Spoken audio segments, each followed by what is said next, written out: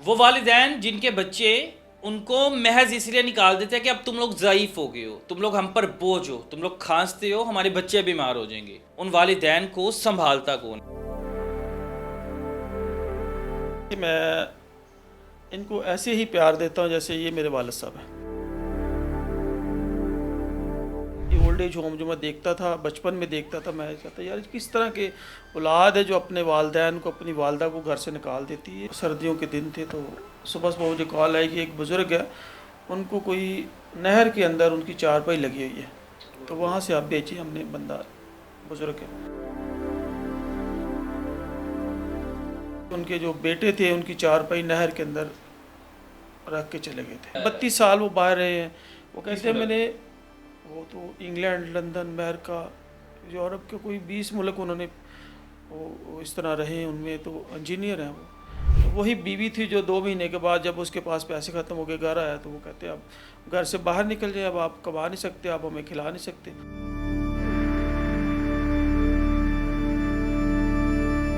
اگر کوئی ہمارے دوائیوں میں سپورٹ کر دے، ان بزرگ افراد کے لیے میڈیسن کی بہت ہمیں مشکل پیش آتی ہے، تو دوسرا ہمارے لیے ایک ایمبولینس کی ضرورت ہے ہمیں بزرگ افراد کے لیے۔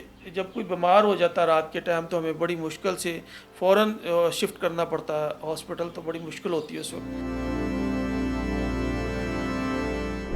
وہ والدین جن کے بچے ان کو محض اس لیے نکال دیتے ہیں کہ اب تم لوگ ضعیف ہو گئے ہو، تم لوگ ہم پر بوجھ ہو، تم لوگ کھانستے ہو، ہمارے بچے بیمار ہو جائیں گے، یا وہ والدین جن کے بچے ان کو یہ کہہ کر نکال دیتے ہیں کہ تمہارا خرچہ نہیں ہم اٹھا سکتے، ہمیں شرمندگی ہوتی ہے، ہمارے دوست احباب گھر آتے ہیں تو تم اپنا بوڑھا ضعیف جسم لے کر ہمارے سامنے آ جاتے ہو،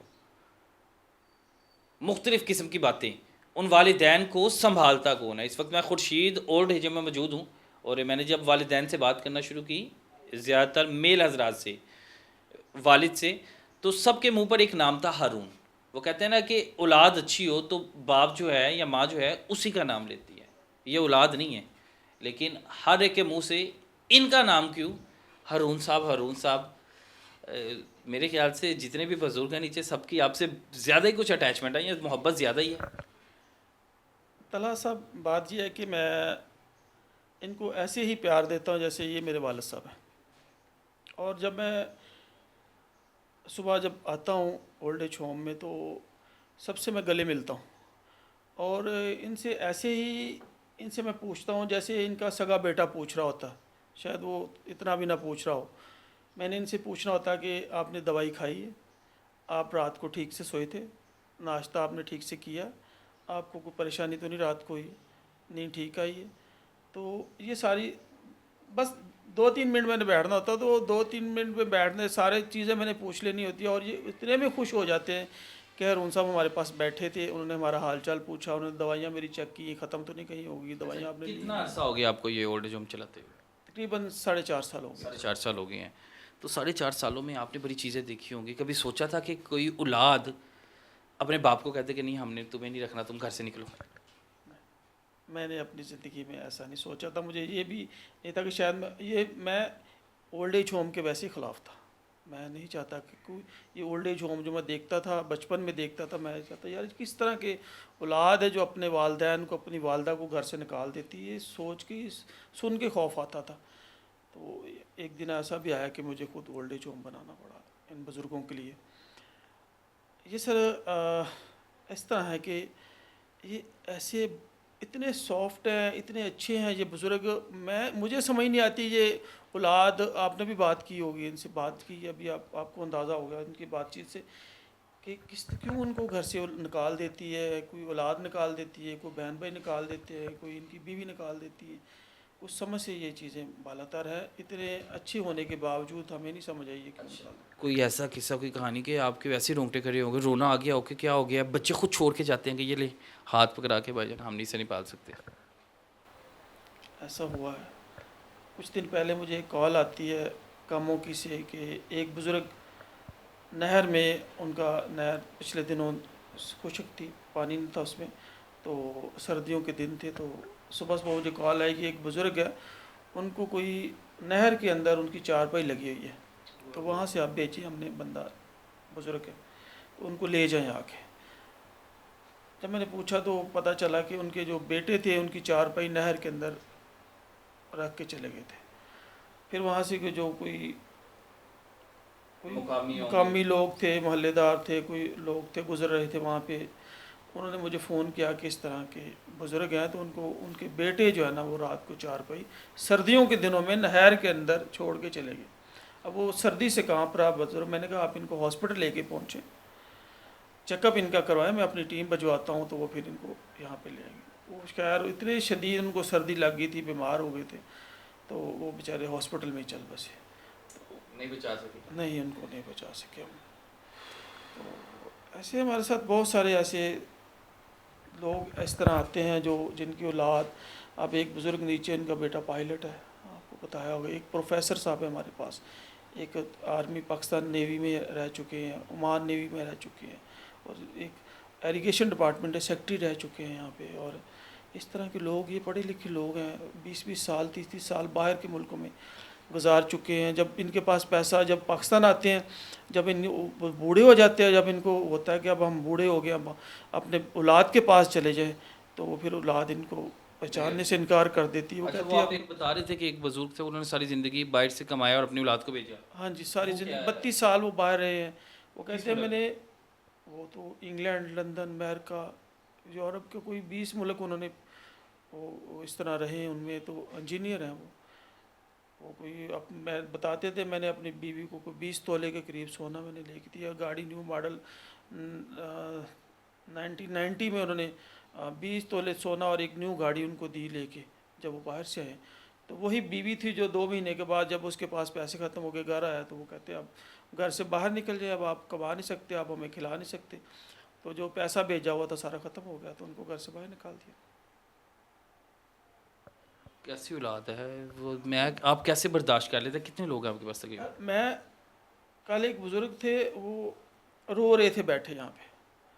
जब मैं आया तो वो रो रहे थे, तो मैंने उनसे पूछा, मैंने कहा सादिक साहब क्या बात हुई, आप क्यों रो रहे हैं?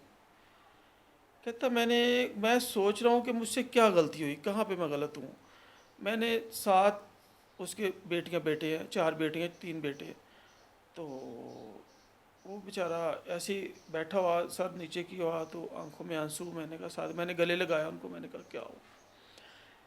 कहते यार मैं उस औलाद को पढ़ाता हूँ, इतनी मुश्किल से मैंने मज़दूर आदमी था, कहता मैंने मज़दूरियाँ कर कर के सारा दिन जो है ना भट्टों पे काम कर कर के उनको वो पढ़ाया मैंने। औलाद अपनी, कोई बच्चा ऐसा नहीं जिसको नहीं पढ़ाया। उनके यूनिफॉर्म लेके दिए, उनको हर अच्छी से अच्छी चीज़ मैंने लेके दी है। तो जब मेरा टाइम आया, मैं बूढ़ा हो गया हूँ, तो उन्होंने कहा पापा आप घर से निकल जाए। मेरी बीवी उनके साथ मिल गई और मुझे उन्होंने घर से निकाल दिया। फिर मैंने सुलह करवाने की कोशिश की, मैंने दोबारा फिर फैसलाबाद भेजा उनसे बात करके। 1 हफ़्ता वो फैसलाबाद रहे अपने बच्चों के पास, फिर दोबारा से उन्होंने निकाल दिया। वो कहते कि नहीं? आप नहीं, आप चले जाए। तो ये कितने लोग हैं आपके पास? मेरे पास 20 अफराद हैं, 20 लेडीज़ अफराद भी हैं। हैं, जेंट्स भी हैं।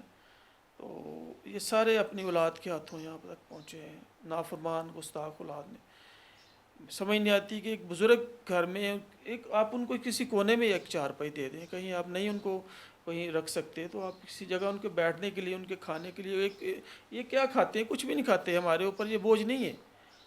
हम तो एक चाय का कप दे देते हैं, सुबह ब्रेड 2 खा लेते हैं, अंडा ही खा लेते हैं, ये उनका नाश्ता। और दोपहर को 1 रोटी बेचारे खाते हैं, कितना को खा लेते हैं ये एक।